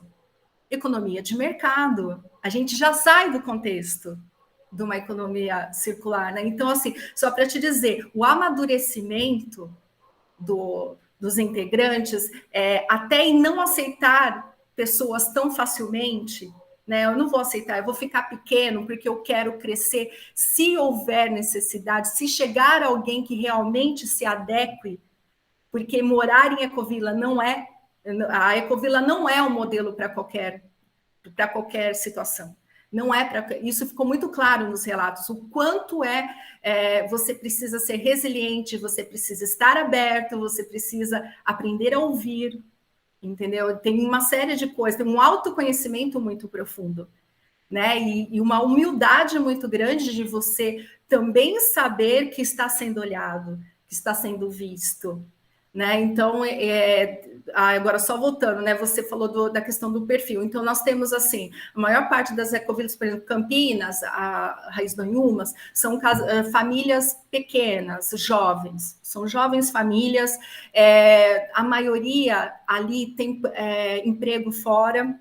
Então, eles estão agora, como eles sabem que para funcionalizar a propriedade é preciso ocupar também com produção agrícola, então eles estão constituindo um projeto de agrofloresta, né, comunitário, deles mesmo ali, né, e já tentando se relacionar com produtores locais para constituir CSA, né, para tentar movimentar, porque a gente... no Brasil, pela lei de reforma agrária, você precisa, aplicada analogamente, você precisa ter uma produção de alimentos ou exploração da natureza. Eu duvido que as ecovilas vão explorar a natureza, então a única via que sobra é a produção de alimentos, né, além da conservação ambiental. Então, assim, no caso da Raiz do Anhumas, por exemplo, é assim. Outra coisa interessante isso é uma coisa que eu tenho pensado muito e que, de novo, eu não vou conseguir analisar nessa pesquisa, porque não é o código, mas, enfim, é impressionante a questão que você só consegue realmente, por dinheiro, trazer uma certa sustentabilidade se você também tem um trabalho fora da Ecovila, infelizmente. Por exemplo, eu encontrei ecovilas que, por exemplo, no caso da Raiz do Anhumas, todos praticamente trabalham fora, né? E aí eles concentram os recursos coletivamente para fazer as ações comunitárias dentro e fora da Ecovila. Mas, por exemplo, a Cition é um exemplo maravilhoso de que todos trabalham na própria Ecovila, não tem emprego fora. Todos vivem da Ecovila. Quando teve a pandemia, foi um horror, e aí eles perderam alguns contingentes, e quando não perderam, eles precisaram diminuir os custos para eles poderem sobreviver ao tempo da pandemia, alguns até dependendo do auxílio emergencial do governo, porque todos dependiam da Ecovila, todos trabalham em prol da Cition. E o que eles tiram lá, quando eu falei dos 17 mil reais do IPTU, é exatamente isso. São jovens famílias, tem os filhos lá dentro. A Ecovila nasceu do sonho de proporcionar aos filhos essa convivência com a natureza. Então, eles chamam a Ecovila das crianças, porque é um grupo de amigos que vem desde a Casa Jaya, em São Paulo, e que se reúne já há quase 20 anos para formar a Ecovila. E todos levaram seus filhos lá para dentro, e eles levam agora a experiência com as crianças para fora, para o entorno. Trabalham dentro da Ecovila e se dedicam só para a Ecovila. É maravilhoso, foi um dos maiores exemplos para mim de igualdade de gênero no campo. Uma produtora rural que é uma designer de produto se tornou agricultora e com muito orgulho, entende? E consegue transformar os canteiros de agrofloresta em verdadeiros mosaicos artísticos. É lindo, é lindo. E aí você percebe que o dinheiro é escasso. Por quê? Porque, infelizmente, você não tem espaço para as ecovilas. E quando você consegue um recurso extra, ou é com edital, como a Terra Luminos consegue, e que mesmo assim é voltado para um projeto em específico, você não pode gastar nada além disso, ou você tem um emprego fora, que vai te ajudar a botar recurso dentro, entende? E isso piora se você não tem a propriedade da terra, que também é o caso da Terra Luminos, entendeu? Se você não tem a propriedade da terra, e isso a pesquisa também levantou, isso te impossibilita de ser dono do seu próprio, da sua autonomia financeira, da sua soberania, vamos dizer assim. Você não tem meios nem para se dizer, por exemplo, num edital, você tem que dar o endereço da sua sede. Você tem que dizer a sua propriedade onde você vai executar o seu projeto. E aí? Entendeu? Então, assim, veja como o sistema te estrangula a partir da terra. A partir da terra, você só consegue agir economicamente e ter voz. É uma economia de expoliação da terra, entendeu? E todo o sistema, inclusive financeiro, funciona ao redor disso. Mas voltando, são jovens. No caso deixa eu lembrar, do IPEMA, eu não vou falar o nome, não posso, mas assim, o fundador, ele já tem muito tempo, ele tem uma vivência fantástica, até com aquele moço Coyote do México, né? E ele começou todo esse movimento de Ecovila, o planejamento, a Bea deve conhecer, porque ele é arquiteto, e começou todo esse planejamento das ecovilas no Brasil, e hoje ele fala assim, olha, morar em ecovila, ou você trabalha fora, e você planeja muito bem, porque é o que o Tiago acabou de falar, o seu recurso é pouco. E você tem que lembrar que o seu recurso é familiar, é a sua poupança familiar. Não dá para ficar gastando em qualquer coisa. Tudo é muito medido. Então, assim, não sei o que mais você tinha perguntado, Juba, eu não lembro se eu misturei um monte de assunto e, enfim. Não, era isso, era a população, né, também, e perfil, né? Perfil.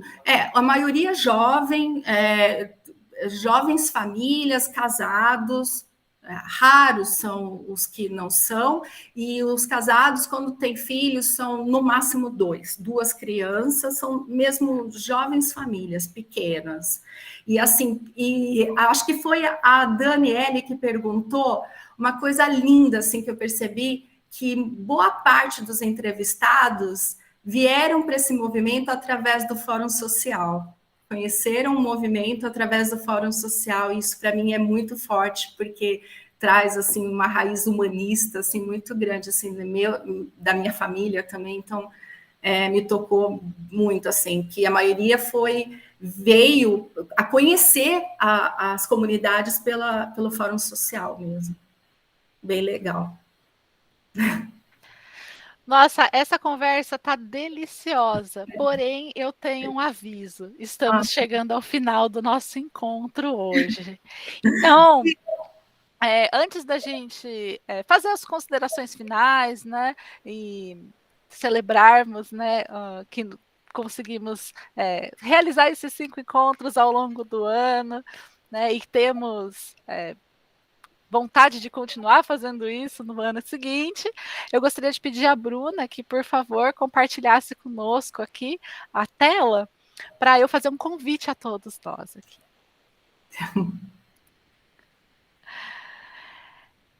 Nós temos algumas novidades para 2022.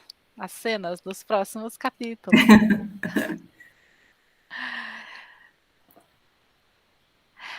Primeiramente, eu gostaria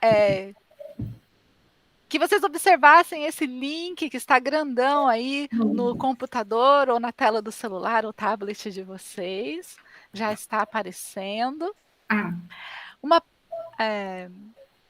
uma pequena contribuição aí sobre como foi hoje e como foram os anteriores, aos que vieram participando aí conosco desde abril, né, quando fizemos a primeira reunião dos SAPAs, né, então a gente pede que, por gentileza, né, possam dizer o que foi bom, o que talvez poderia ter sido melhor, e uma sugestão futura, que tal se, né, no futuro, né, o que vocês gostariam, quais são as ideias, o que sentiram falta, como podemos inovar, né, e também uma prospecção temática. O que você gostaria de discutir aqui, né, em 2022? Você tem uma questão de pesquisa? Que tal você ser o próximo palestrante?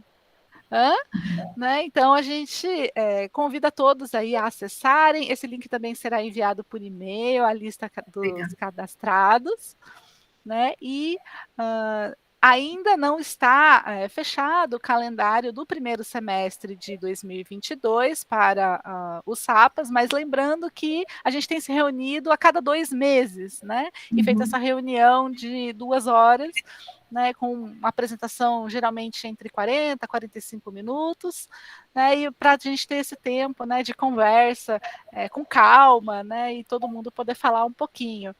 Então, o link também está aqui no chat para vocês. Assim, não precisa ficar copiando letra por letra, né, pessoal? E vamos passar para o próximo, Bruna? Teremos no ano que vem uma internacionalização dos SAPAs, né? Então teremos um visitante, um professor australiano da Universidade de Wollongong, né? E ele tem estudado não somente ecovilas, mas também o movimento cohousing na Austrália, né? Que de certa forma é um movimento contracultural anterior, né? Que também integra aí essa linha de transição para a sustentabilidade, né, junto com as ecovilas, e ele vai falar um pouquinho disso, inclusive ele vai trazer um pesquisador parceiro que tem realizado estudos com ele lá. O horário, por conta de fuso, né, ainda não está precisamente especificado, teremos o convite formal em janeiro, mas já tem data, então reservem a noite no dia 17 de fevereiro, porque ele vai estar lá bem cedinho e nós aqui à noitão. Então, preparem aí o inglês, tá bom, pessoal? Que a gente vai aproveitar também para treinar isso, né? Afinal, hoje é a língua principal para a comunicação científica, né? Para a gente poder expandir nossos horizontes para além das fronteiras do nosso continente. Então, fica aí o convite e se ninguém mais tiver algum comentário ou questionamento ou elogio, né, a Luciana, eu gostaria de convidá-la, né, para falar novamente e fazer o seu fechamento, né, a sua despedida. Para falar agora? Eu queria agradecer todos. Eu falo que é uma baita sorte fazer parte desse grupo, que sorte é minha, e de ter conhecido vocês, e que, nossa, não tem apoio melhor. E, gente, muito obrigada por ouvir, enfim, nem trouxe todos os dados, mas vocês foram super atenciosos, então agradeço demais. Nós estamos torcendo pelo seu sucesso aí na finalização, né, de toda essa organização e interpretação dos dados e na defesa também. O Pietro! Oi! Ai, que bonitinho, gente. Acho que agradecer também a Beatriz por estar facilitando, ancorando esses encontros, e ao grupo do Casa Brasil por manter essa chama e essa roda. Obrigada, Bea, por ter corrigido a minha apresentação, foi incrível, viu? 3 horas da manhã, querida, só você mesmo, viu? Foram só os comentários pontuais, que foi a hora que eu pude abrir, né? E aí eu imediatamente já aproveitei para olhar e comentar tudo. Meu Deus. Mas, nossa, foi muito gostoso te ouvir, poderia ficar aqui muito mais, e estamos ansiosos, então, para ler também. Então, manda a bala aí, força, né? Regenera na virada. E, pessoal, que 2022 venha com muita esperança, né, de um futuro muito mais gentil com nós mesmos e com o nosso planeta, com essa mãe terra que nos acolhe, né, todos os dias. O sol, nem sempre ele aparece, mas ele está lá, né, e em tempos de coronavírus, só de estarmos respirando já somos privilegiados, então temos muito mais a agradecer do que a nos queixar, e que as Ecovilas continuem nos inspirando e animando para seguirmos as nossas jornadas, e agora que nós nos encontramos, continuaremos juntos, né, e que esse grupo cresça e floresça ainda mais em 2022. Tragam seus orientadores, tragam seus pares dos grupos de pesquisa, né, e vamos fortalecer essa rede maravilhosa que só o Casa Brasil pode nos proporcionar. Pessoal, uma boa noite a todos, muitíssimo obrigada. Obrigada, pessoal, obrigada. E até o ano que vem. Até. Arrou, gente, até. Muito bom estar com Valeu, vocês. valeu. Parabéns, Lu, Obrigada, linda gente. pesquisa. Bom Natal para vocês. Tchau.